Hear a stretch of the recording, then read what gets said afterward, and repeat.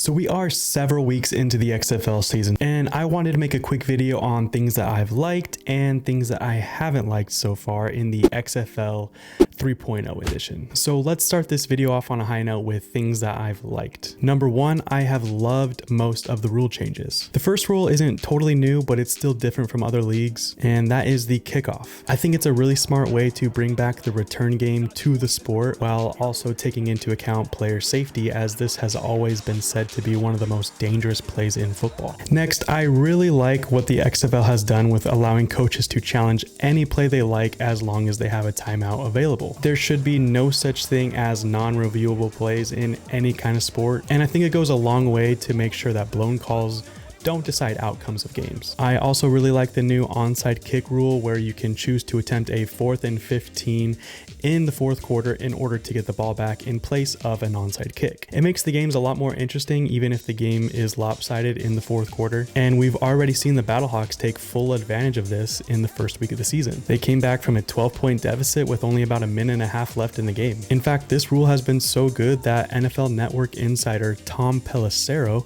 reported that the Eagles have already petitioned to adopt this rule into the NFL, which is really cool to see. And lastly, we saw the double forward pass in all of its glory and executed to its fullest potential. And just an overall feel-good moment with offensive coordinator AJ Smith running the play in honor of the legend we lost, Mike Leach. Next up on things that I've liked, I've loved the mic'd up quarterbacks, coaches, and especially the replay officials. It's amazing to be able to hear and see exactly what is being looked at during these replays. Complete transparency. It's more engaging from fans watching from home, which I think is true as a whole. The XFL is definitely tailored for the TV broadcast viewer, although the suspense of waiting to hear the call from the officials at the game is good too. And lastly, this is originally something that I had in things that I didn't like, and that was the fan support. Most of the numbers were down, as well as TV ratings from 2020. Granted, this wasn't fully unexpected, and I did have hopes that things would improve over the long run. But with the St. Louis crowd showing out for a record-setting 38,000 fans in attendance at the Battle Dome, I had to switch this from something that I like very much. Now to get into things that I haven't liked. First is no extra points. Now this may come off as a bit of a hot take, but the scores are just awkward.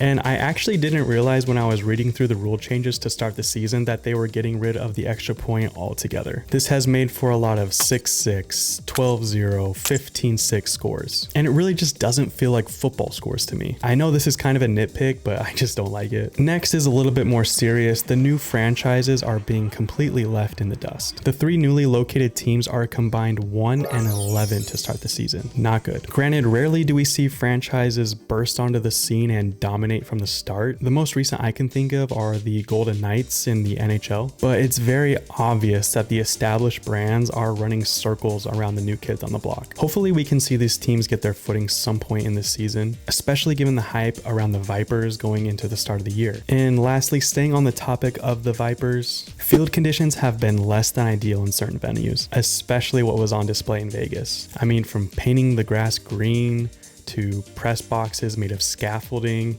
and giant tire marks going through the middle of the field.